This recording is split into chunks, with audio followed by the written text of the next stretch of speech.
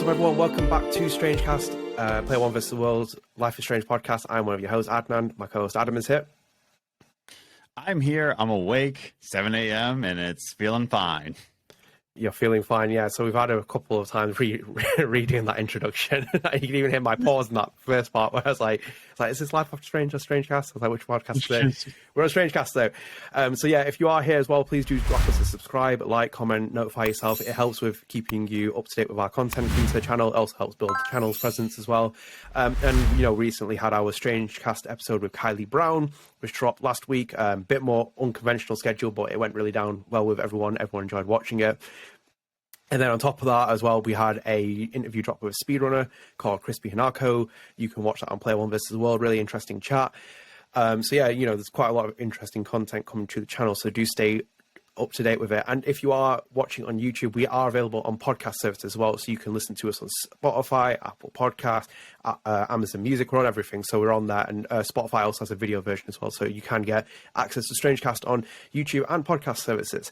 So yeah, like as I said, we are back in this slot. This is our usual spot, but we had Kylie on for that in between episode, which was kind of, you know, we always scramble to get guests and like plan those episodes out.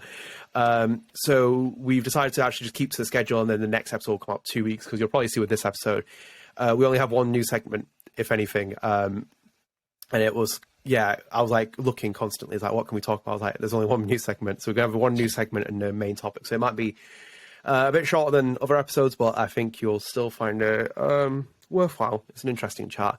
Yeah. Adam, should we start with our first news segment? I think we should. Oh, one and only, actually. So one and only. So this in itself, well, you can debate how much it's news anyway, but I just found it quite interesting to talk about as a news. So I was on Twitter and I saw Deck9 replying to a couple of tweets, and one of them came from a user called UXSparkyXU. It was on the 6th of June. Yeah, 6th of June, 2022. They tweeted at Deck9, and it says, and I quote, "We need more Alex, Chen, and Steph. I just finished the game and it was absolutely stunning and wonderful." Stunning. But it definitely left me wrong. But it definitely left me wanting more. Alex has such potential in both aspects of staying or leaving and helping people. Please bring her back. We deserve more Alex, end quote. So then Deck9 responded to her on the same day. They put, "We are so happy to know you enjoyed Alex and Steph. Be sure to let Square Enix know, as they house the franchise." And our main topic will kind of relate to that, but I think we'll kind of just focus on this in itself, because I find it really interesting, Adam, because when we spoke to Kylie, I think it was in herself when she said, like, you know, I had no idea they were filming True Colors, and I just got a call saying, right, you know, we want to get Rachel in. So it was kind of like out of the blue, and I think like that's what seems to happen with some of the actors. They just don't seem to... they just get, like, you know, surprise notifications saying, hey, you know, we're filming this, can you come back and do one of the characters? And I thought it was quite interesting that, like, Deck9's response was like, you know, advocate, go to Square Enix and tell them that you want another game with Steph and Alex in it. And also on top of that, we had that survey that we talked about in 2 episodes ago, where it was like, they were kind of like asking for feedback. So it's kind of like, it's weird, isn't it? Life is Strange. Like, there's no kind of like timeline for like what games we're going to get. There's no kind of like MCU style plan of like how many games are going to come out. What, it's not a bigger anyway as it is, but there's always just seems to be uncharted territory until eventually there's like a showcase announcement saying there's going to be a new Life is Strange game being announced, but we don't know who it's by and what developer and whatever else. Like at the minute, I do probably think that it's just Deck9 working on these games in the franchise. If that could probably change in the future, I imagine. But I just found it interesting that was the response of like, hey, you know, and it would be. It seems very like, you know, typical response of like, you should go and advocate Square Enix saying we want to see more Alex and Steph. But I just found it quite interesting that was the response that they got. Yeah, it's also pretty like eye-opening for anybody that doesn't know about like how cutthroat the games industry is that like Deck9, it sounds like they would be happy to do like another Alex Chen story for sure, and Steph, but it goes on to like, well, like tell Square Enix to let us do Alex Chen and Steph Gingrich story. It's kind of like a little bit eye-opening for anybody that doesn't know. There's so much red tape involved in creating stories into like making, we'll say like a AA game. Would you say like Deck9 is more of like a AA studio rather than, it's not really AAA? It's not even indie either. But double A with the dream of becoming AAA. Exactly. Yeah. No, they're definitely a double A, and they still need permission from Square Enix to do a story that they want to do. And it's kind of you start to see like a lot of these veterans of the game industry. This happened more last year. The veterans of the games industry kind of went indie. I'm trying to think of names off the top of my head, but again, I just woke up and it's 7 a.m, so forgive me, listeners. But last year there was we reported on Games and Groceries just a whole numerous, like an army of like Ubisoft employees, Stadia employees, employees from I think Capcom went indie. And this is exactly why they're deciding to go indie. It's just because they have stories, they have ideas, but they need to ask permission, like to give what the fans want, which is wild. You know, just like well, like people want Alex Chen. It's like, well, we'll think about it. People are going to buy Alex Chen. Like, what are you talking about? It's like, and it's even more eye-opening to think that like we probably could have gotten a sequel to Max and Chloe, but Square Enix was like, no, you need to make an anthology, you know? Well, yeah, that in itself will probably be a topic I think we'll explore in the future, because like, should Max, Chloe, Rachel ever return for like a game is like in itself a behemoth of a topic. But yeah, I think it's like you said, like it's a publisher kind of red tape scenario where I think this is why we've seen heavily, probably in the last couple of years, so many devs go to indie. Like, you know, I can probably name them. They're independent developers working with third-party publishers on their games, because I think like, they just want to do that. That was one of them.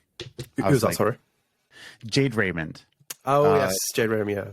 Yeah, she went to she founded Haven Studios, which is a PlayStation. PlayStation got wind of Haven and said, "Yeah, we want to." She was previous at Stadia, wasn't she? Yeah, she was Stadia. She was also at Ubisoft. Like she made a huge career for herself, and then finally went to Stadia. And then Stadia just said, like, yeah, we're not going to really focus on stories anymore. You're not developing games quick enough, so we're letting you all go. So they pretty much just like knocked off all these creative devs, like creative directors from Stadia. And Jade Raymond's like, okay, instead of like trying to apply to like Naughty Dog or these big industries, I'm going to make my own studio, because once again, red tape. Now, does that kind of negate what I just said, because they were just purchased by PlayStation? You know, they were purchased by Sony, so now they have to answer to Sony for whatever they do. It kind of negates it, but like doesn't negate my point by saying that like they're just tired of all this red tape. So they went in like Yellow Brick Games. Yellow Brick Games is a indie studio, or even Ken Levine. Ken Levine went indie. Oh yeah. Yeah, Ghost Story Games. The majority of them are indie though. Jade Raymond, Ken Levine, Kojima. Kojima, yeah. They're all the majority of them. I think most developers seem to like the idea if they're going to go independent, they don't mind being first party, working under Microsoft, Sony, or Nintendo. Mainly Microsoft and Sony at this point. And then they kind of work with other studios or other publishers. But I don't think like some of the publishers. I think that there are kind of like where they're a bit wary. I think, like, obviously, I've said before in the past, Capcom is a very dangerous studio. It's kind of, well, not dangerous, let me rephrase that, a very high-risk publisher to work with, because it's like, if it doesn't work, it doesn't work. So, for example, like that Remember Me IP is probably locked away for a long, long period of time until a acquisition happens. I don't think you'll ever see that game in any kind of vein. And it's interesting to probably hear from like a developer's perspective how they feel about not being able to touch an IP again. Because like for many years, Crash Bandicoot was the same. It was shelved by Activision. Activision eventually purchased a Naughty Dog IP down the line after it had been, moved back and forth, and then it just sat there quietly, and people were screaming for a Crash Bandicoot game, but then they weren't getting one until quite recently. So I think the final decision on like a life-changing game is going to come from Square Enix, and the direction it's going to go, what is going to happen. And I think with Deck 9, it's kind of like you kind of just say to like fans to be like, go and speak to like Square Enix, go and drop on their like Twitter page and whatever, kind of say like give support on this game, kind of like let's get popularity behind it. So yeah, and as I said, like I just found it quite. Usually, most developers I go quiet about this kind of thing. They don't really reply to those kind of messages. But yeah, it's like Deck9's reply to it. I think it's just quite and almost like a people. cry for help in that way, you know. your words, they're not theirs. But right. Yeah, I think it's just go on.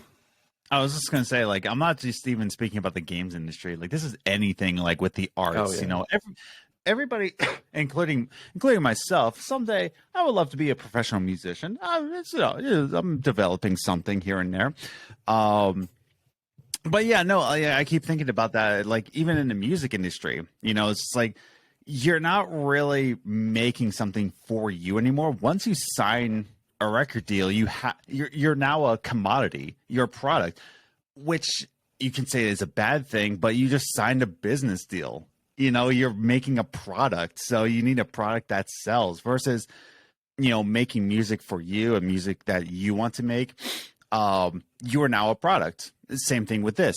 That's why a lot of people go indie or want to stay indies because, especially the video I just made with Return of the Obra Dinn, he made that when he just said no to the games industry.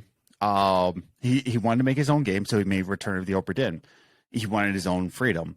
But yeah, a lot of people, like, it's music, writing, like Adnan, you're a writer. Like as soon as you start like writing for a company, you're making a product, you know.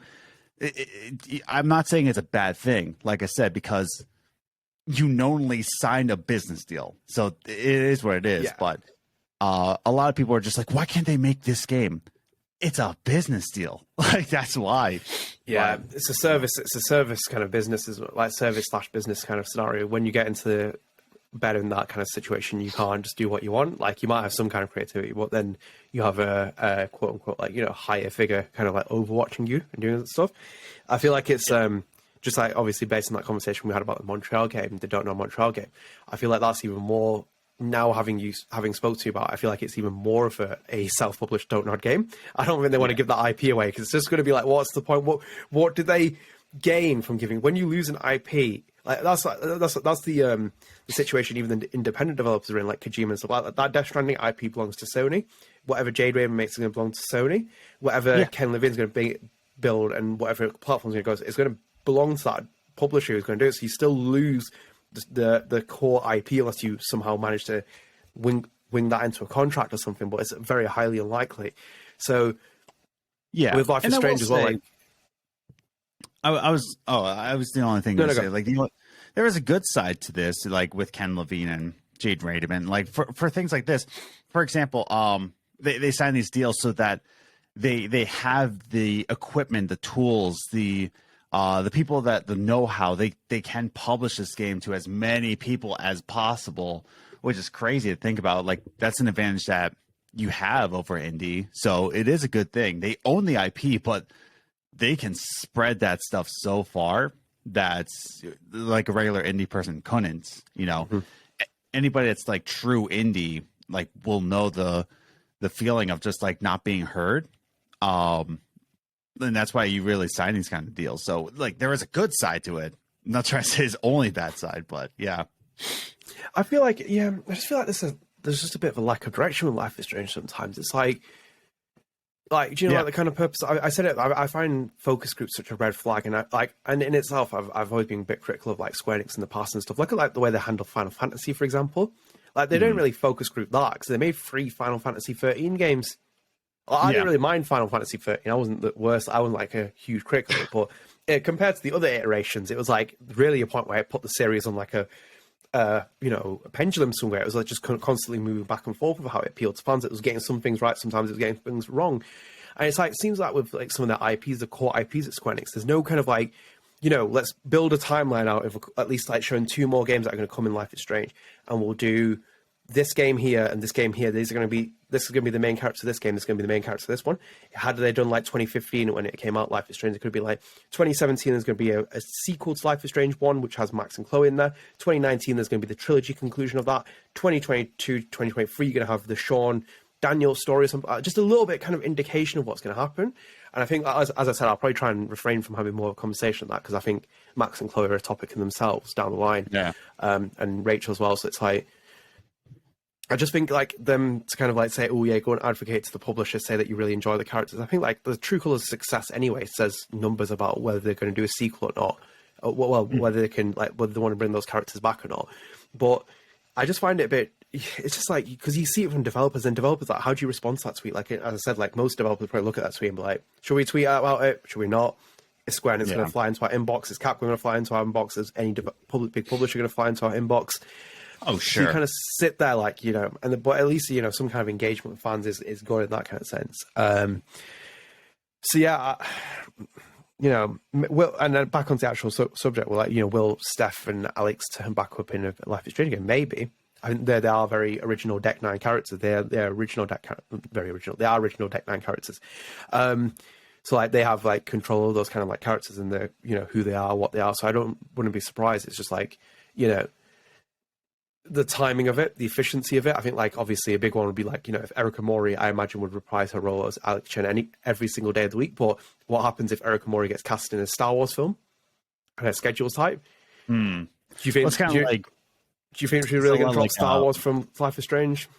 Well, I was going to say it seems a lot like Ashley Birch right now. It's just like it's not. I don't think Ashley Birch is too good for Life is Strange, but she's at a level right now where, you know, coming back to do a like Chloe Price from a Life is Strange game, she's got huge roles right now. Like right now, also, she's doing exactly. Dollar, because like that was just a VO segments that they did with Philip Bark in the first Life is Strange. She had a profile. She had like acting credits with her. I think it was Borderlands came out before that as well. Yeah, so she had Tiny Tina credit. She was popular in itself, but now she's like, you know, Laura Bailey, like that kind of like the echelon she has continued to climb. So it's like you're going to try and get Ashley Birch back for a Life is Strange game. Then it's like you want to do it with Chloe. It's like, how much time does she have? Where are you going to fit into a schedule? Is she going to do the mocap? Does she fit the mocap?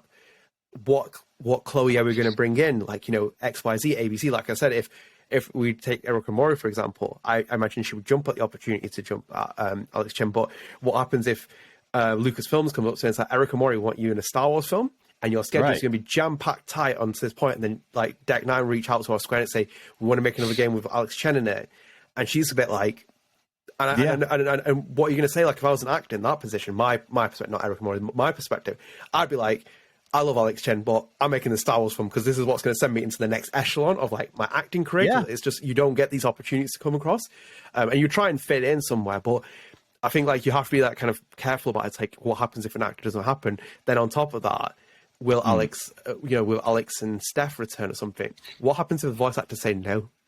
Like what straight up if someone says no? Like, you know, well, that's exactly what happened with Before the Storm. Am I wrong? Like there was a Writers Guild walkout. SAG went on strike. Yes, there was strike, and that's how they got Rihanna DeVries to voice Chloe Price. Now, I think, you know, Rihanna DeVries. Well. What's that? Yeah, and the mocap. Like, I think Rihanna did a fantastic job, and Before the Storm is probably my favorite Life is Strange game. I'm going to say that right now. I would say so. Like, after sleeping on it, like, I love the music, I love the story. I love Rachel Amber. I love the entire arc of Before the Storm. And I'll say that. Now, it was True Colors for a while, but like after like kind of melding on its, you know, and replaying the remasters again and, you know, going back to True Colors, I'm like, I don't know. Okay, so going back to my original point, is that saying that like, you know, Ashley Birch said no to coming back as Chloe, so we got Rihanna DeVries, and I think that was a great decision, you know. And I guess when you say like when voice actors say no, are we really saying that like they are the character, or is the character the character? Can anybody just play this character? Can they recast and it be the same character? You know, like does one person define like a written character? Or is it the essence? I mean, take, for example, I'm going to talk a little bit British for a second. Doctor Who. You know, like Oh. you know, your beloved gem from your country. So I'm probably the only British guy who doesn't like Doctor Who.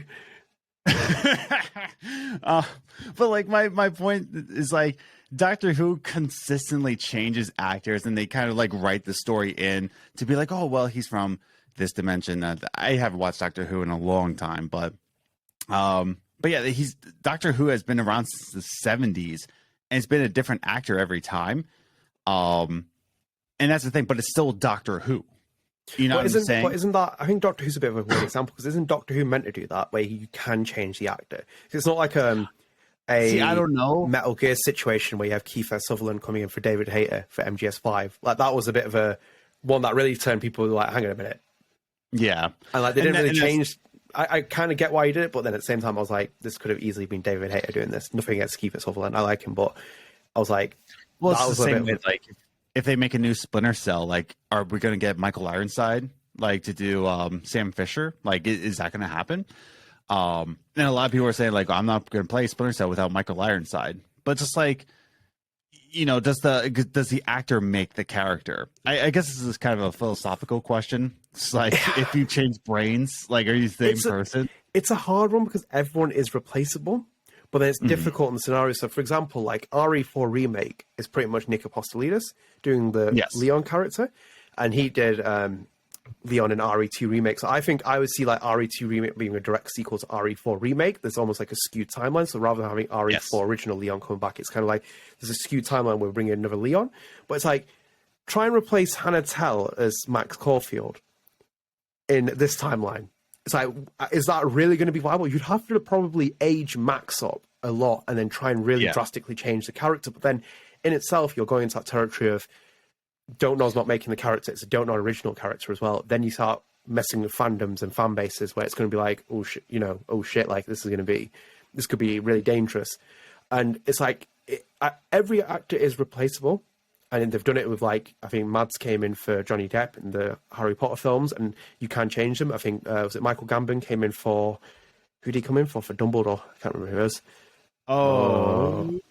Again, it's early for me. Like, it's just, he came in for Dumbledore, and it's like, you can change it, but then in itself, it's a bit like, it's a difficult one. I think, philosophically, that is a difficult question, but then in itself, I think like when you're building a game and stuff and you're writing the story, for example, like Alex Chen or whatever, then you are kind of considering like, is Eric Amora going to come back for this? Because like, is Katie Benz going to come back for this? I obviously know the answers are anyway, but like if they don't and something's happening, then you're a bit like, we're in, uncharted territory here right now.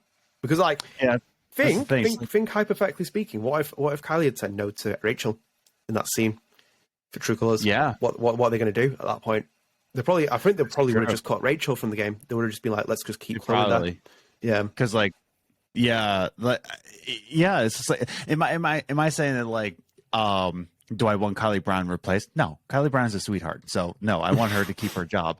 And I am saying like in a perfect world, every voice actress, will come back for their role. Like, of course I'm saying that because, when it comes down to it, I do believe the actor makes the character, and I believe the actors care about the characters. Like, for example, like what you said with Hannah Tell. Hannah Tell cares so much for Max. She really cares deeply, or even more. Oh my God, why am I just losing names today? Dan Hutton. I was like. I was losing names, but Dan Hutton really cares for Kate, constantly in her streams. Like, Dan Hutton is always like referencing Kate Marsh, so yeah, in a perfect world, they can come back for the characters, but like if Kylie Brown couldn't come back for Rachel Amber for a voice actress, then again, if it was a different voice actress, would you know it's Rachel? Because it's only the voice. Does the voice make the actor? Yeah, because like we have a safe example with BTS where it's like you have that with the SAG strike. Like a lot of the actors were replaced in terms of like other people coming in. Caleb came in for Nick. Casey, Cece moved out from Joyce Price, and Thingy came in. What's his name now? Joe Ockman moved out from William Price to another character. There was quite a lot, but when like, for example, I've had that rare privilege of going back to speak to actors. I think when I spoke to Joe Ockman about William Price being like, he didn't get to voice William Price in Before Storm, you kind of see it in his heart where it was like, I wish I would have had that opportunity if it had been the SAG strikes. It was like that character he played so eloquently in the first Life is Strange, and in the BTS version as well was great, but then it's like that character, he had the opportunity to explore this really like heartfelt character, this kind of character that was just kind of in his wheelhouse, but also kind of like completely different, was like changed the landscape of his career in terms of like just like a lot of fans resonated with him more for it. And I think you can do it. It depends on how much the role is as well, like how much the game is. So for example, again, like that Key Fair replacement as David Hayter, it worked in MGS5 because of the story and how it was going and how little dialogue he actually has, the character Snake in that Big Boss. So it works in that. But if it was like a mainline game with like Kylie, for example, or for Rachel Amber, and it wasn't Kylie Brown, then you're in a bit of dangerous territory, because it's like, are people going to accept this? Probably not. Or you're going to have to do something radically different. And I think with that, and with them kind of like saying, you know, our kind of this kind of like topic segment where it's like the new topic segment about Will, Steph, and Alex return, maybe. But I think that's a big thing to break into our main topic. And I don't know if you're ready to move on to our main topic. I thought we already were. That's the beauty of a podcast. So actually, we'll jump straight into that then. So the main topic segment was going to be, as I said, apologies for a bit of a shorter episode, but it was very lacking in news. So my kind of was to kind of bounce off the news topic, which was, should like Deck 9 quote unquote break tradition and create a direct sequel to True Colors?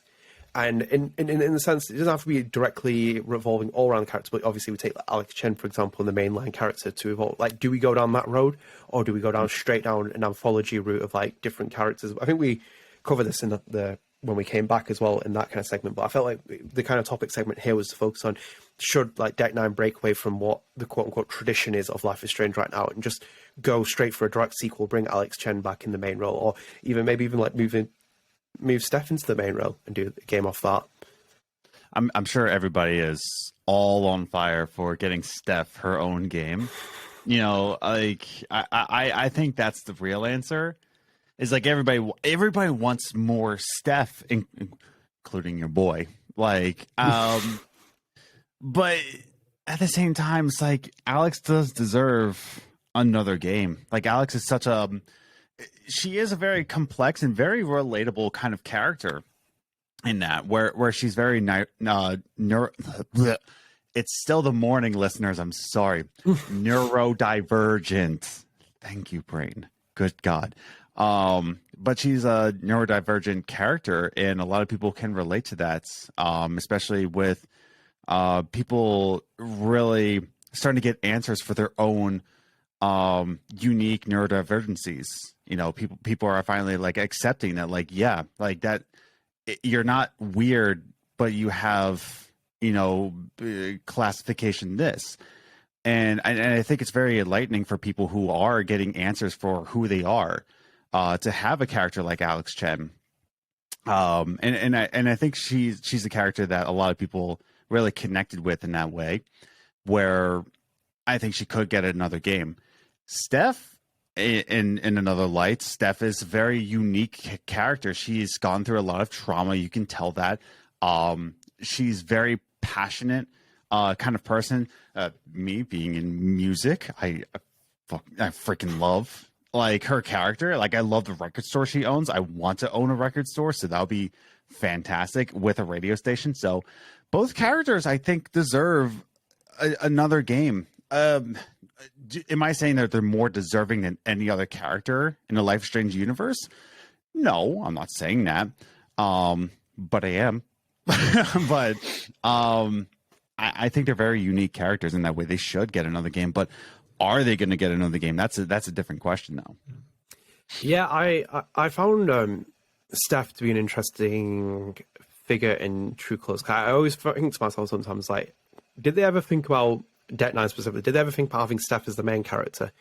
Because sometimes the game does seem to like suggest that the character could have been the main character, but then there's a kind of maybe a development change where they brought in Alex Chen and kind of like rejiggled the story around, and then started bringing a lot of the Life is Strange 1 themes and kind of like storylines and kind of like, you know, as I always call it, like the Force Awakens of the Life is Strange series, I think like it is kind of like that kind of vibe where I sometimes think like maybe Steph was meant to be the main character.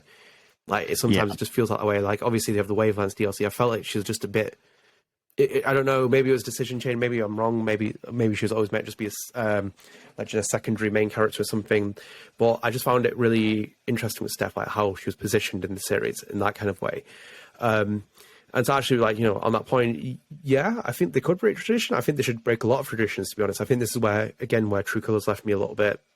I don't think it's a bad game in any way, shape, or form. It's my least favorite Life is Strange game, but there's obviously very few selections there, if anything. But I just wanted them to be really more experimental. I wanted them to break away from the chapter segments. I don't think you need them anymore. Unless you're going to do it just like do a beginning, middle, conclusion kind of style now. I just think that the 5 chapters were lingering onto a past that doesn't need to be there anymore. And they went down the line of, I like that they kept the tradition where they brought in new voice actors. I think especially with Erica Mori, like, there were no featured major credit roles for her and she'd just come back into acting. So like it kind of gave an opportunity for someone who was like, they made a star out of someone. And I think like that was kind of a part of their tradition I liked. And I think like you could probably do it with Alex Chen. I think like that, because when she's on that, if you wanted to go from one of the endings and be a bit more canonical, I think that would in itself be a big tradition breaker where you build one of the endings as a canon. Because like Life is Strange comic series, that is just one possible scenario. They always stress that in the marketing. It's always like it's one possible scenario for what happens next with Max and Chloe. But I think you could do that with like True Colors, where it's like this is technically meant to be the legit ending per se. Like, this is this way of ending about it. And I think you could explore the character a bit more. I think like me and Erica's talked about in Life After Strange, like she was a really big advocate of like this dark Chen exploration. And I think like that could be a storyline in itself in a sequel where she loses control of her powers and she becomes, Venom-esque. And it's like you kind of have a struggle of yourself where you're not necessarily reading other people's emotions, but you're reading Alex's emotions instead and trying to work out through that. So there's potential at Alex Chen, but I'd want them to kind of like, if they took Alex Chen into a direct sequel and brought that tradition, I'd want them to be more like Life is Strange 2, where it's like drifting a little bit, where you're kind of going around from places. I know how much you hate Life is Strange 2, but like it's important to kind of stress that. I found it interesting, but BTS is your favorite game. I'd not expect that. I would say so. That's I like love BTS, like, by the way. I love BTS. Like, that's what I was saying. It's kind of weird to say like which one is your favorite. I can rank all 4 of them. Easy. Like that's what I mean though. It's like it's kind of like even ranking system. It's kind of like I feel like when I say which one's my favorite, I think it's the one that like connects with me more. But like I love all the Life is Strange games. Like behind the curtain. Whenever I say like I hate Life is Strange 2, I'm playing a character for content wise, surprise content creator puts on a character so that everything's exaggerated. But I don't know, like I still connect with Life is Strange 2. Am I saying that because I know Luke watches the show? Guess you'll never know. His response to you about that was like probably the best you could ever expect from a developer. You never get that from a lot of developers. I thought that was really admirable by it. Yeah, when I said that, like, oh man, like now that I know Luke watches the show, am I going to say Life is Strange 2 is stupid? No, not even stupid. No, like that's bad. And he's in, of course, Luke came in and replied and just said, like, no, we want you to be more honest about our games. We want you to be more critical so that, we know what the fans want. And again, going back to like our other topic, where like they want to do what fans want to have, right? So it's good that like Luke and the team have that kind of attitude. They have to. Like I wrote Life is Strange 1 and 2 reviews and they retweeted them and I was very critical of like lip syncing and dialogue and stuff like that. I used to think sometimes like maybe I'm being a bit thingy, but they were just like, yeah. And they tried to fix those things. They tried to move them around. And it's constructive feedback. They got really good ratings from me and scores. But then in it, if I'm giving them a 4 or 5 score or whatever in an episode, they can't just sit there thinking that everything's going to be, sunshines in the review. And they're more than open to that. Everyone's a critic, aren't they? Like, even if it's Twitter or it's an actual critic review or anything else, everyone's got an opinion. You're never going to hear a universal praise for something. So it's kind of a good acknowledgement to have with that. And same with True Colors. Like, I've always said that. And I feel like sometimes when I say it, I know people from Deck 9, so it's I'm always a bit like, I don't want to be sound like I'm ratting in your game or something like that. I don't think that with True Colors. I always have to keep stressing with True Colors when I'm like, it's not a bad game. I just was left wanting for it because I felt like it went again down that to Force Awakens route where it was like taking too many liberties from probably the most successful game in the series, and the one that really resonated with fans, and it didn't really change the wheelhouse a lot in what I was thinking. More so, the wheelhouse was changed technically in terms of the mocap, and I stress that again with Web, like the mocap direction was unbelievable, and the acting with that on top of that was amplified, and the writing was great as well. So it's like that they were all factors, but then it was left that kind of experience was like you could have really just gone somewhere where it's like, oh, and you got completely thrown a curve. Because it's like Life is Strange does remind me of that kind of that it fits in the kind of Square Enix portfolio of like an anthology series of like Final Fantasy vein. So it's like you can make anthology stories. It's just Life is Strange with a universe, and then you can bring in these characters. You can mix and match with them. You can bring this character and you can do that character. So I think like the opportunity to break in tradition, this might contradict myself. Yeah, I think you could do it and have a Alex Chen story, but I think you'd want to follow maybe in the Life is Strange footsteps where you make a completely drastic story and you change it and you kind of like really... It needs to evolve the series. It really does need to evolve. That's where I'm sat at this point. I think you can have a direct sequel to it, but it'd have to be a full-blown evolution of the series as well. Yeah. No, it's hard to like follow up a character that was just...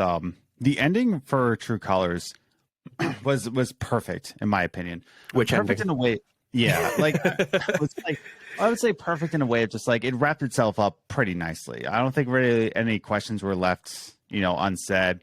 We got a good conclusion for Alex, and it was pretty good for like how it ended, right? And when you end a series like that, when you end a story, I think it's fine to like not have a sequel for it. And usually when you have a sequel for something that doesn't really have any questions left unanswered, right? It becomes almost just like, why are we here? A great example recently, I just started watching The Flight Attendant on HBO Max. Why I slept on that show for so long.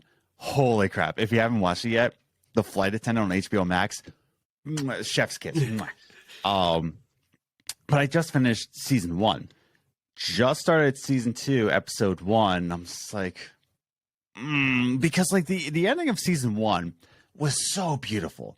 And I'm not going to say anything about The Flight Attendant because I think it's better you go into the show cold. Like don't watch it. Like don't look up anything. Just go into it cold. I think it's better that way. But going to season 2, it ended so neatly. That's just kind of like season 2, you're just kind of like, why are we here? Like, this doesn't really need to be happening. So I think in that way, you can make a mistake of just like, you're trying to create a story that's not really there. There was a comment on the last StrangeCast that we did. I don't know if you saw that one. You probably did because it's your channel, but there was a comment that I kind of want to like spitfire real quick, if I'm allowed to. Where is it? I think you could go on. Yeah, so I'm gonna read this super quick. This is from DJ Dark D. What a name! What a name! This is the first time I read it out loud. I'm like DJ Dark D. Oh, good God! But. They say, I might get hate for this. It's not that I don't love Kylie Brown's performance in Rachel Amber, but I don't want Chloe and Rachel to return in the Life is Strange game. And he says, let me explain. The sole reason why they made such an impact on all of us is because they're faced with so much tragedy. If you make a game that follows it up, even more tragedy on these people, it would just start to drag. I mean, you can only take so much, and both of them already had to take so much in Before the Storm Farewell episode. And Life is Strange in general, I feel like if you give them a game where the only good things... Yeah, great point here.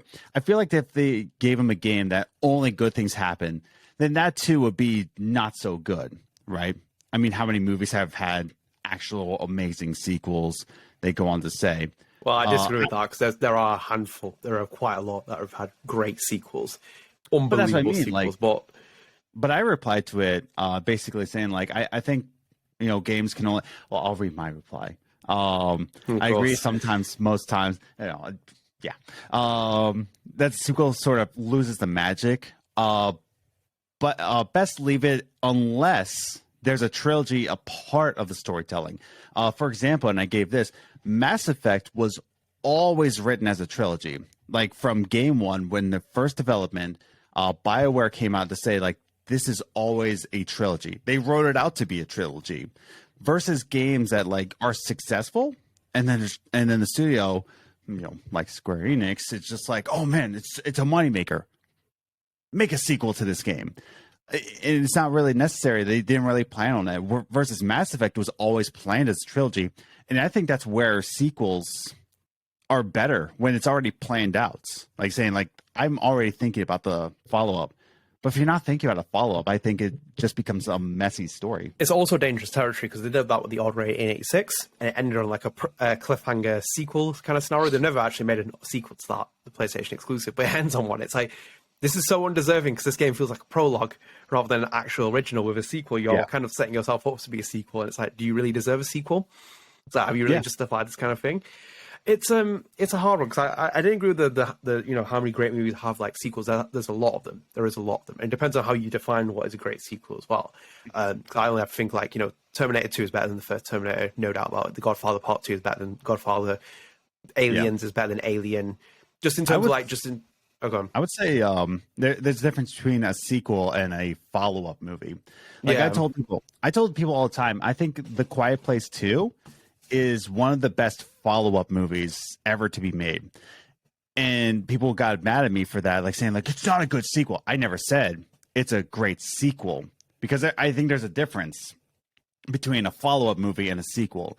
And I think The Quiet Place 2 was one of the best follow-up movies because it fit perfectly. It was just like, it was Quiet Place and A Quiet Place Part 2. And I think there's a lot of people that kind of, they kind of compare movies like the sequel was better. As a movie, yes, but was it a good follow-up movie? Like that. I fell asleep during it. During Quiet Place 2? Yeah, I slept in the first 15 minutes. I was like, I'm done with this. I'll come back at some point.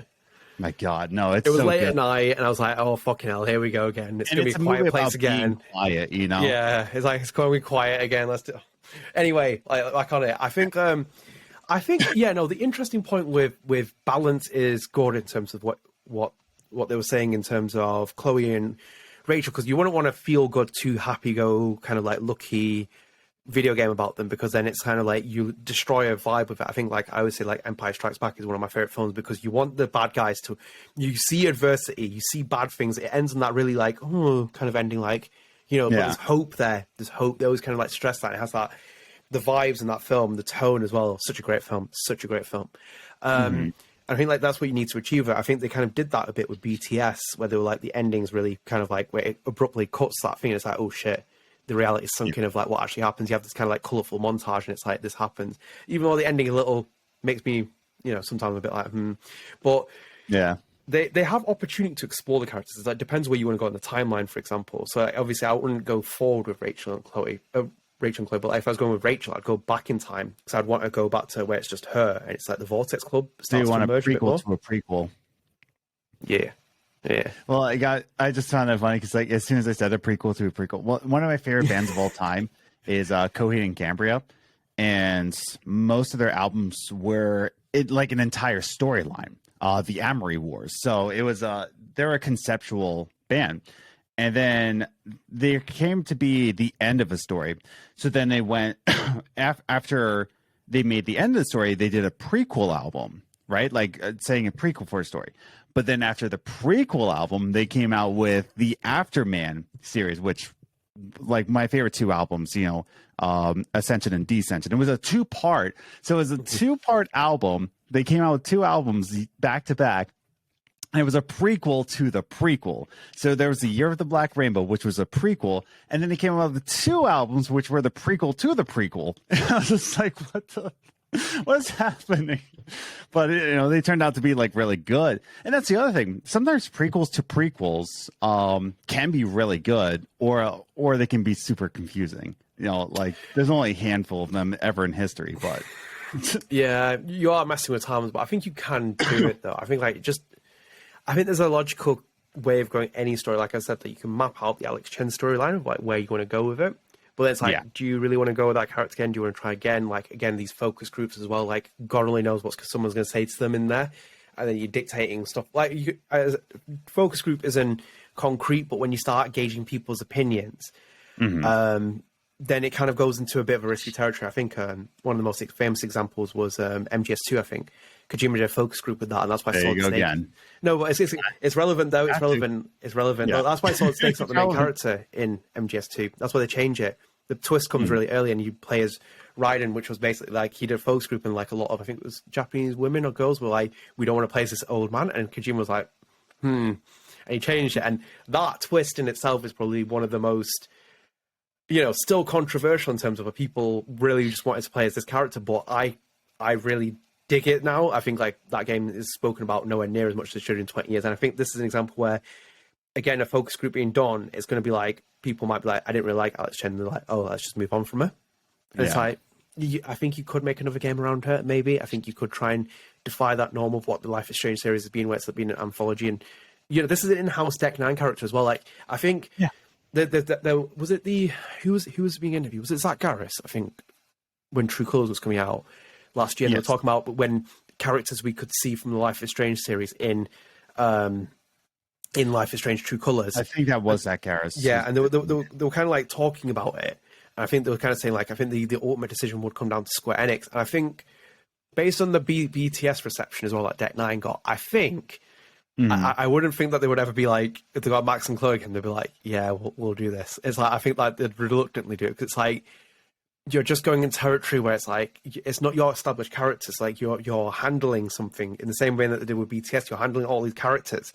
And then the minute you do something in the fandom, they're like, hang on a minute, that's not what happens. And it's like, and it's like, you get caught out for it easily, because it's like, you're not writing the characters, you're taking it on, going this kind of process of it.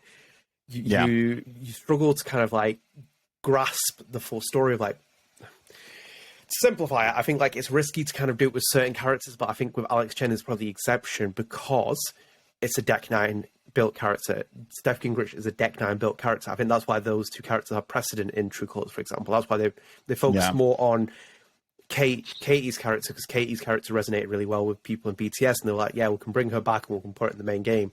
And then through that, we can tell the supporting story. Obviously, like a couple of scenes with Chloe Price, a couple of scenes with, 10-minute like recording session with Kylie for Rachel. You can do those kind of little bits, but I think like there is a point where fans are probably like hoping that they see a bit more of it. Like I love the fact that when you play Life is Strange 2, you have those kind of scenes where it's like Daniel and Sean are going past places, and you see Arcadia Bay, there's destruction in the background.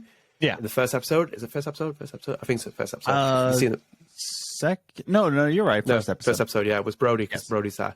And you see that in the background, then you see like Dave Madsen turn up like later on in the game. It's like, oh, these are like some great moments where they like really kind of like they had such a grip of their understanding of the universe. Don't know. And I think they could easily have done that exact same story where it was like, well, a bit different, but obviously in terms of they could have had a Max and Chloe story. I think there's a potential for it, like with the comic series showing it. And I think if we focus on True Colors, for example, I think you can take Alex Chen's storyline and go down a completely different route with it. You just need the character. And then from that, you'd have to go, completely down a different road. And like, we'll go here. We'll just keep this character as the main one. We'll break tradition in terms of having the same character in two games. And then we'll kind of like repurpose Alex Chen. She's a different person, but like we kind of like do that thing where it's like maybe her powers have kind of like done this, or something's happened here. We take her to a new setting, new place. So let me ask you. Oh, here we go. What would you think it's more fitting to do, a prequel or a sequel for Alex Chen? Because we got such a cold open to Life is Strange True Colors, where she's in the facility. We don't know much. I mean, we start to find out later in the game, like in episode 5, we start to find out more answers. But do you think it's better to do a prequel rather than a sequel for Alex Chen? It's a tough one, though. Yeah, because like I like in another example for Star Wars, Rogue One, I think was a beautiful prequel for episode 4, because like it lined up so perfectly, and then especially at the end of Rogue One, it just jumps right into episode 4, so you could watch episode 4 and it'd be like instantaneous, like, wow, this is a great like flow to it. I think they can do that with this game True Colors, where it can be a prequel to that. But is that a good idea? To play devil's advocate, was Rogue One really needed? Because that's an example of Disney just saturating Star Wars. Well, here's another devil's advocate. Is any movie necessary? Like, is any movie necessary? Is any piece of music necessary to any humanity? Is life necessary? There's another devil's advocate. Is life necessary? It's just like, who knows, man? Are we living in a simulation? Is what I'm asking.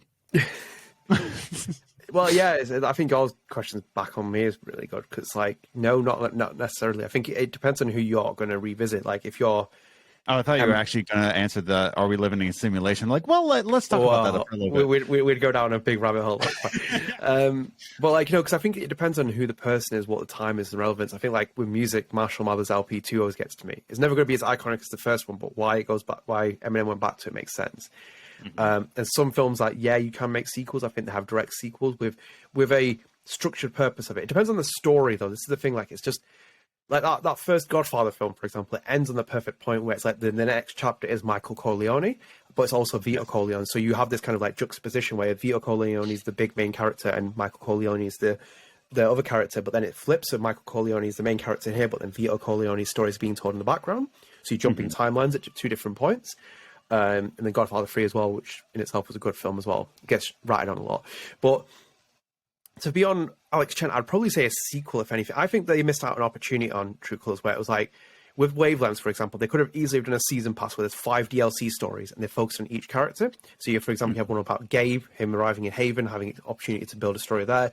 One about Riley, for example. Riley's a really fan favorite character. You could have an entire thing about her getting with Mac and being in Haven and learning about her, her mum's kind of like early signs. Haven prequel. Yeah, Haven prequel. You have like, this could have been a Haven kind of season pass where you have like all these different characters. You get a chance to kind of see certain storylines, like, play into part. Even like with Jed, for example, you see that kind of like, you see all these like different storylines to explore them. So I think for me, I wouldn't go with the Alex prequel story. I'd probably go with a sequel. I'd just take Alex Chen and then move her into a completely different setting, time, genre, whatever you want to do. Like, I think that's probably the easiest way of doing it. Or if anything, be a bit more controversial and go with Steph as the main character. Yeah, I mean, I don't think that's controversial. I think they should do. Oh, I mean, controversial in the sense of getting rid of Alex Chen and just going with Steph. Oh yeah, no. I think controversially, I think we should, in terms of like replacing actors, like let's say we go back to Steph, right, and we're replacing the cats in the record store and replacing with Bao the cats. I'm pretty sure that would be a nice move in terms of like the Life Strange universe. Which, by the way, can I just like talk about this for a second? Did anybody know that Bao was in Remember Me? Like, you know what? When he said that was crazy. When he said it, I was like, oh, because I played Remember Me years ago, and I was like, hang on a minute, and I remember thinking back to it, and I like searched on Google to look up the pictures and stuff, and it was like, no, there's nothing there. I was like, but I remember being a cat there, and I was like, yeah. So if anyone's wondering, like Luke and Michelle were like, we were Montreal, so they were talking, and then Luke mentions Bao, and he what did he say? Did he say that it was Michelle made a nod to Bao in Remember Me? It's already featured in the game. At which point I remember reading it, I was like, yeah, because like I said, because it was the talking of when I was like saying the Montreal game should be almost like Homeward Bound, and there should be 2 dogs and a cat, and the cat should be Bao. And Luke was like, oh, that would be a great idea, but Bao already made it in a game. I'm like, where? What? It's just like everybody started to like, wait, Bao was in Remember Me. And here's the thing, I wish. Yeah, but it's like that. It's like that thing with Michelle though as well, when it's in episode 5, Chrysalis. Yeah. Where I'm like, oh, I remember seeing that first time, because I got a review code for it. And I was playing it. And I was like in the gallery, and I was like, that's Michelle. I walked past him, I was like joking. I was like, oh, that looks like Michelle. And then walked past him, and I was like, hang on a minute. And slowly moved back, and I looked at it. I was like, yeah, that is Michelle. That's definitely him. Yeah, that's absolutely him. Yeah, I was like, and then like Michelle like confirmed that, like, yeah, that's me. But many years later, I don't know if he'd actually confirmed it before, but I was always on the belief that was him. And it was like when he confirmed it, I was like, it was him. Oh, dude. I really wish Remember Me was backwards compatible on the Xbox. You know, hint, hints. That game's gonna be buried for a long time. I Capcom know told it you, is. it's the business I of what know. it is. It's the business of Capcom. That they probably think as well. Like, don't know. It's like we wish we had that IP and we could, but if they bought the IP, we never know. But like, they wish that they had to hold that IP, and it's like they could just make another game out of it. Because now the position for Don't Know is to make a Remember Me game. It's not like it was many years ago. Mm-hmm. No, like oh my God, I can't stand it. But it is what it is. That's the game. As if I said that before in an earlier segment where it's just like it's a business deal, man. They're just making sure that like the business stays alive. So it is what it is, man. You want to be in the game, you got to play the business. Do you know? Going back to a conversation about Max and Chloe about that comment as well. One of the things that really like niggled me a little bit was with BTS was like, I always say like BTS could have been one of the best Life is Strange games had it been 5 episodes. Like it just feels like it cut short at some points. And I feel like I was expecting with them to explore like Rachel's character a bit more. I want them to throw you a left curve where like you think that Rachel's in a relationship with Frank. She's not. It's just purely because like his relationship with Rachel's biological mother, whatever relationship that is, like partnership, whatever, like that's kind of like systems to it, and he looks after Rachel, but Rachel's not like, Rachel's just using him. Do you like a bit more of a finer line? And it's almost like kind of like throws you for a complete curve where Chloe's being told the story where it's like Rachel's being disloyal to her, but it's not. So again, you're misreading the character, and I feel like there was certain plot points where in BTS they weren't explored. So I feel like with the characters you could do that. That's where I feel like the perception gets broken with stuff like that. Because like Rachel Amber's never necessarily your favorite character in Life is Strange, especially in the first game, because you keep learning through who she is the more you go in the first Life is Strange, and then you kind of build a perception. It's like maybe she's not as nice as she is. Maybe she's not the Mary Jane Watson of this universe. Maybe she's a bit more nasty piece of work or something like that. But then when you see BTS, they build out some great story points with it, and then it just falls again. It's just like you don't really have those opportunities where you're exploring that kind of thing where it's like she doesn't have a close relationship with Frank. Even the game, she doesn't seem to have like a close relationship with Frank in BTS. It's a bit like, yeah. Well, I think that it's kind of one that if Before the Storm had a sequel, I feel like in that timeline, Rachel had the relationship after she got, clarity from her mother, because I feel like they got introduced to Frank, and Frank, maybe started to talk a little bit more. I feel like there was an in-between between Before the Storm and Life is Strange 1, because we got that little montage after Before the Storm, once we made a decision in the hospital where, Chloe gets her tattoo and she dyes her hair. Like there's always sort of like montages. So there is an in-between time.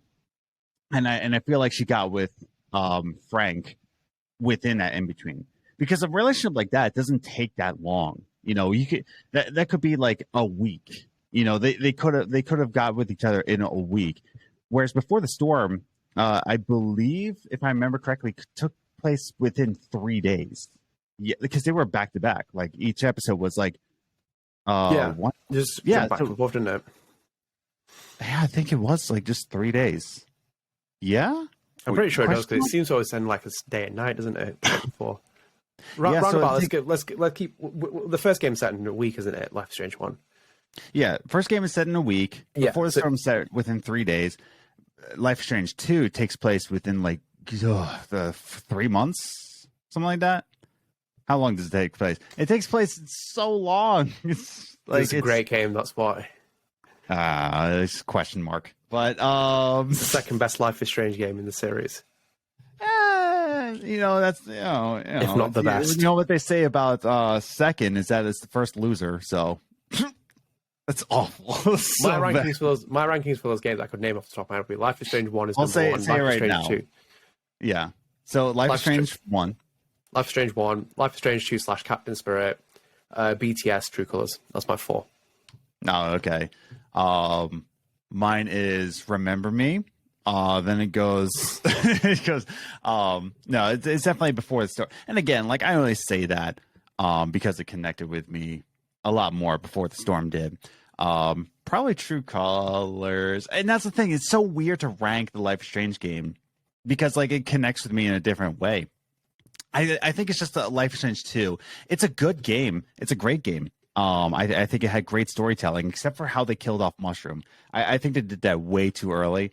It could have. I think there could have been emotional torments with the player between. I think Brody should have drove over the dog in the 4th episode. Something like that. Something to build off of the dog, but we only got to see Mushroom for a little bit. Yeah, of course it is. It's innocence dying. That's why young Daniel is absolutely traumatized by it. That's what I mean. Innocence that could have died a little later. There's an example why you need to go back and play the game so you can have a better appreciation for what it is. I played the game. It's great game. Right. So let's wrap up this segment as well, because I feel like we've gone back and forth and stuff. Do you feel that we should go for a direct sequel to True Colors, whatever vein that is, or do you think that Deck 9, it will probably be Deck 9? Because I saw a job vacancy yesterday that they posted, and it was like for an unannounced game. You know, they're probably working on. They are working the Expanse. They're working on something else. They're probably working on a Life is Strange games, possibly.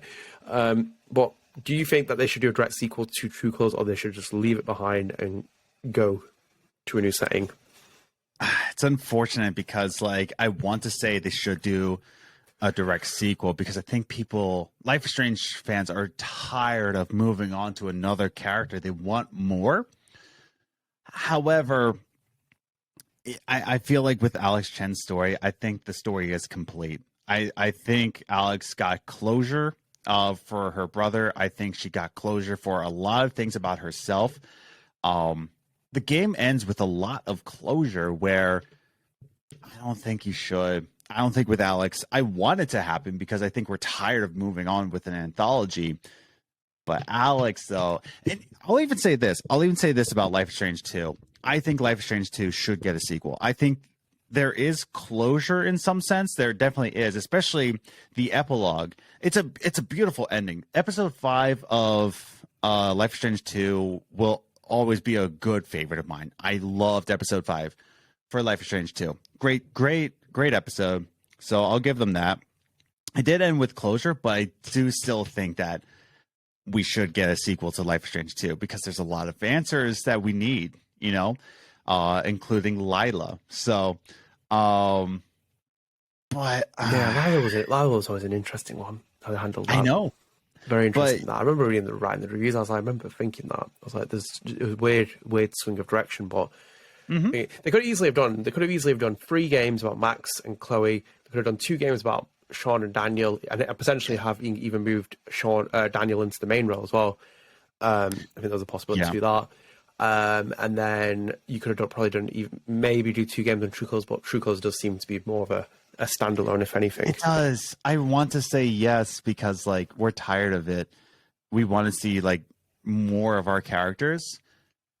But yeah, True Colors ended with a lot of closure, so it's just like I don't think there should be like a sequel to it. Definitely not. Maybe a prequel, but not a sequel.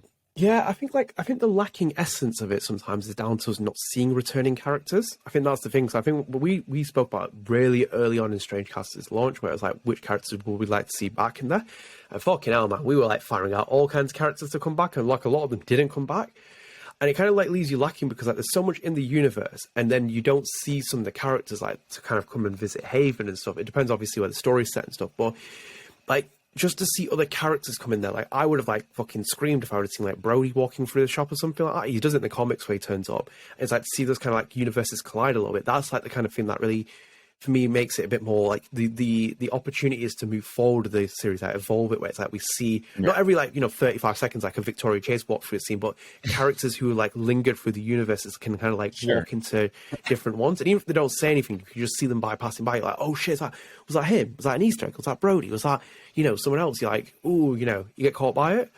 And I think that's what's lacking. I think because like in itself, like when we talk about Waylands, I was a bit critical of that, where it's like, we didn't really see Chloe and Rachel. Like you've done so much with a mocap, and it still feels like the game's stuck in 2015 a little bit, like Life is Strange 1.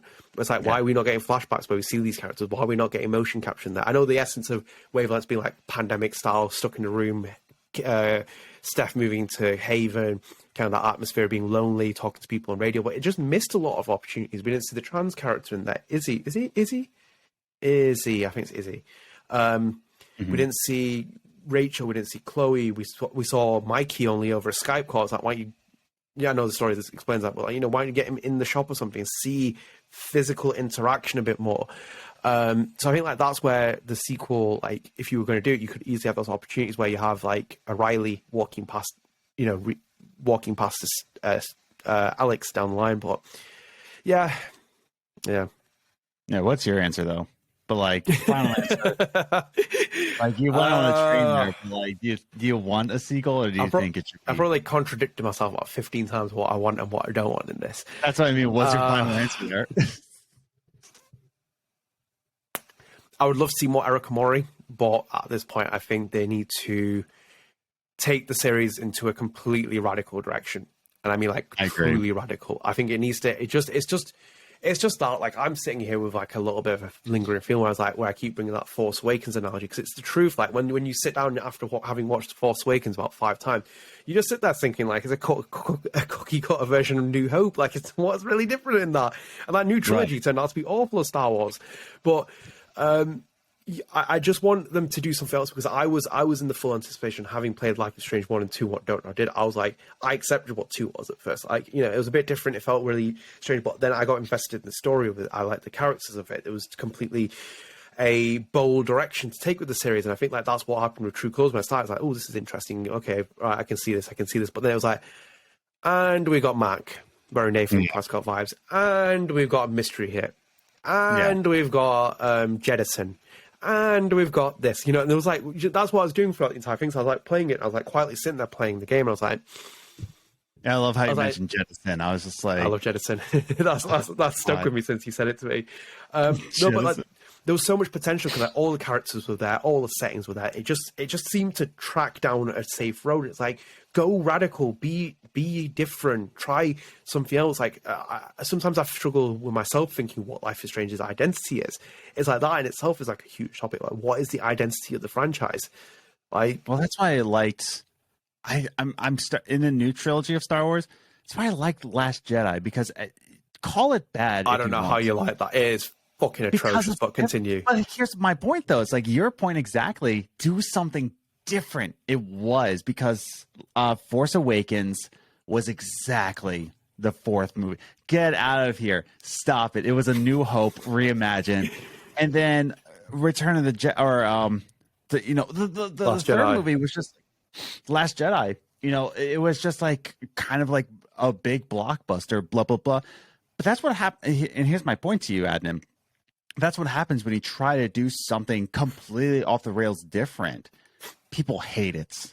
But my counter argument for that is, you can try things differently, you can do things radically, but what they did to Luke Skywalker makes no fucking sense. There's no plot development behind that. It's like Luke Skywalker was always this pompous little like cry. Mate, have you not seen that smile at the end of Return of the Jedi? That man was not pompous.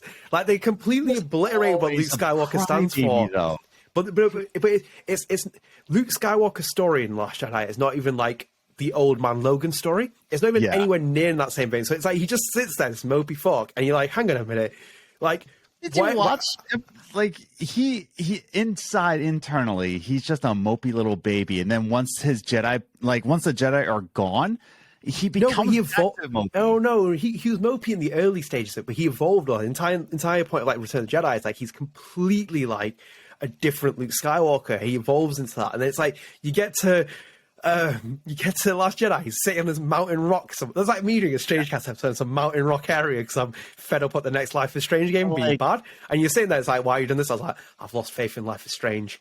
The series went down the wrong road. So I decided to live on this mountain rock for whatever reason, but I'm a happy-go-lucky kind of guy. Well, you can't just say that a game is same as the religion of Jedi, because I watched that film thinking like, this is the most atrocious film I've never seen someone Skywalker aside, though, Rian Johnson tried something completely different. But that's my point, though, is that Rian Johnson tried to put his spin on it, tried to do something different. People absolutely hated it. But then, he got the opportunity to do something else, Knives Out, and Knives Out was pristine. That's what I mean. Maybe so. Star Wars. That's the thing. It's like you can't do something different within a franchise. You know what I mean? Once you do something different in a franchise, people get upset about it. Right? Like we got upset about over Luke Skywalker. Do something different in a Life is Strange universe, people get very, very upset. You know, they're just like, well, no, they wouldn't do it like this. Max wouldn't throw a lightsaber off a cliff. That wouldn't happen. You know, like, why did she have a lightsaber in the first place? You know what I mean? Like, it's a difference of like how you're handling it. It's like with Max, you'd be able. It's like imagine the next film, like Max Caulfield, and next Life is Strange game. Max Caulfield comes back, she acts like Luke Skywalker. You'd be like, who is writing this? It's like, do you have any idea or understanding of your character? She does Jedi mind tricks and all that. As I've always said, like, I laugh at people now when they like watch these films, and it's like, oh yeah, it's like you bashed on George Lucas long enough. I'm a big admirer of George Lucas. It's like now you're getting what you get, which is a terrible trilogy which should never existed because there's no story beyond that point. It ends on the perfect conclusion, that Star Wars saga. But like the entire point of that character is like an example of being misled for like Luke Skywalker. It's like he just makes no sense in that entire film, drinking weird alien milk and there's a rock. No. They were drinking the weird alien milk because he grew up on a farm. What do you think that blue milk came from? I can't do it. He grew up on a farm. I hate that film. Is an example of why it's like I can't stand people. People have told me that film. It's like this is an undisputed masterpiece of filmmaking. I'm like, what are you actually watching? Have you ever watched a film? Have you ever watched an actually good film? Because if you think that's an undisputed masterpiece of filmmaking, you're probably getting your content from TikTok, which says a lot about you of who you are. Fair. Yeah, well, I'm on TikTok as well. I've been gauging society's understanding from it, and I'm kind of getting a very strong grip of films and TV now being made for TikTok. They're splicing them so you can get clips on there. Ridley Scott was very right about it. Everyone freaked out about Ridley Scott freaking out about it, saying like people only have short attention spans, they're on phones, you know, they don't watch his film and stuff like that. That's why his films aren't getting a huge revenue and stuff. He's sort of a bit of a pompous prick for it, but he's also right as well about it because most people can't gauge it. It's not what he said, it's how he said it. Yeah, but he's right though. Same with Scorsese criticizing the Marvel Cinematic Universe, and then Tom Holland being like, "Oh no, who cares about Martin Scorsese?" It's like, well, Martin Scorsese is the greatest actor, one of the greatest directors of his generation, and you are pretty bang average as an actor and the worst Spider-Man so far, which I'm very keen on. Tobey Maguire, Andrew Garfield, Tom Holland. That is the order. I watched that Spider-Man film. That is the order of those three. By far, Andrew Garfield is so much better than Tom Holland. Spider-Man is so bad. But anyway, we're getting off on this. We've gone too far away from it. I think we should end this because otherwise I'm going to start getting angry about Last Jedi. So I didn't communicate this to you in our DMs, but I wanted to suggest a new segment on the show, like something that will help out the listeners. No, I forgot to tell this to you because this week was a hectic week for me, but. A new segment called, and we can call it something else later on. We can brainstorm, but spread the art. Okay, spread the art, and it's just like a small segment where we just suggest it's something that we're currently consuming in the arts, whether it be a video game, book, movie, music, just something that we're currently consuming, and we can just like make a suggestion, and the listeners do what the listeners do, and they can either take a suggestion to go have it or be like, oh, you have a bad taste in music. But I feel that's going to come up a lot. I can't wait for a segment to be introduced and the first response is, go fuck yourself, Adam. It'll probably be my me as well. That's my YouTube account. No, I like the idea. I feel like listeners should also give their suggestions in the comments as well. Because I feel like it's the best way of learning. So I wanted to ask you, like, what are you consuming right now? Like, what are you currently watching, playing, reading, anything? I was going to say consuming is a strong word because it's fluids at the minute because it's really hot here. But no, the last thing I was really consuming was, as I spoke to you before, like, I rewatched The Silence of the Lambs, and it was like, they don't make films like that anymore. They really don't make films out there. I'm like a sucker for unbelievable. That for me is like a 10 out of 10 masterpiece. It's aged like a fine wine. It's so intricately well done. Bro, the last line. I'm having a friend for dinner. I'm like, oh my god, dude, fuck. But that's what I mean. Like, it's like every part of that film, and especially the dialogue, is so brilliant. Like, that film has my favorite sequence in any film ever made, and it's when Jodie Foster and Anthony Hopkins and their final interaction in the cage. She goes to see him, and then and she tells the story about the lambs, Clarice, and the guards come in, take her away, and then she's like, doctor, tell me about Buffalo Bill, and then she's like, you see Anthony Hopkins put his hand out through the cage, and he's like, puts his hand out through the cage, and he's like, Clarice, your files. And she comes running over, grabs it, and it cuts this shot of Anthony Hopkins. The pole is in the middle of his face, and he's like, bye, Clarice. And then next minute cuts to the shot of their hands, and you see him pass the file to her, and he's like stroking his finger across her hand. So it's the first time he's ever touched an interaction. Then she gets pulled away, and you see a reaction from it. But it's like the sum of that scene is like better than 99% of films I've seen in the last 10 years. Like that one scene is better shot, better intricately done, better that. All its themes, all its messages, everything about it, like, is so well done. Even the first 10 minutes of that film, they send a better message about women's representation in the FBI at that time than any film would now, because they'd probably bang on your door saying, hey, look, women aren't represented enough in the industry right now. Look here. Instead, in Silence of the Lambs, you get to that point where she gets called to Jack Crawford's office, and in that, she walks into the lift, and there's like 12, 15 men, all bigger, muscly, surrounding her, and she's standing there quietly in the middle of it. Speaks volumes about everything. By the way, did you see the new season of Stranger Things? I fell off that after the first season. The new season ripped off a scene from Silence of the Lambs. No. Straight up. Like, me and Liz were watching it. We love Silence of the Lambs. What's the scene? Okay, so it's the scene where, like, they're going to go see, like, this. I'm not going to spoil Stranger Things season 4 if you haven't seen it already, but these two characters go see a mentally, like, unstable person in a place, and they kind of trick the head of security there, like, or the director of the facility, to be like, oh, let me just interview them, and then they take them down to a basement, and then they open up a basement door, and, like, even the hallway of cells is exactly, you could say it's like, yeah, it's a reference. I feel like that's lazy. Like, at this point in the story of Stranger Things, like, oh, they're referencing. There's referencing, there's like little Easter eggs, and then there's completely going off of signs. But, like, all I have to say, so your spread the arts is Silence of the Lambs. Am I right? So yes. I want to say mine real quick. I just started to listen to an album. It's 2019 album, so I feel late to it. But it's an album called Identity Crisis by an artist called Grem, Grem, Grem. And it's a 30-minute, like, EP album. It's like electronic music, but it talks about, like, again, having an identity crisis and the struggles of living. So I don't know. It's a really nice sounding album, especially good enough, like, not being good enough for this or that. I don't know. It's a nice piece of work by Grem. So Identity Crisis, it was a banger album. All I have to say. So I'm consuming a lot of music. Would any of that music fit into a Life is Strange game? That's the big question. Maybe in, like, a party scene. I don't know. Like, maybe. I wouldn't say so. No. I'm trying to think of an artist. Do they make better music than Firewalk? Yes. Yes. I would say so.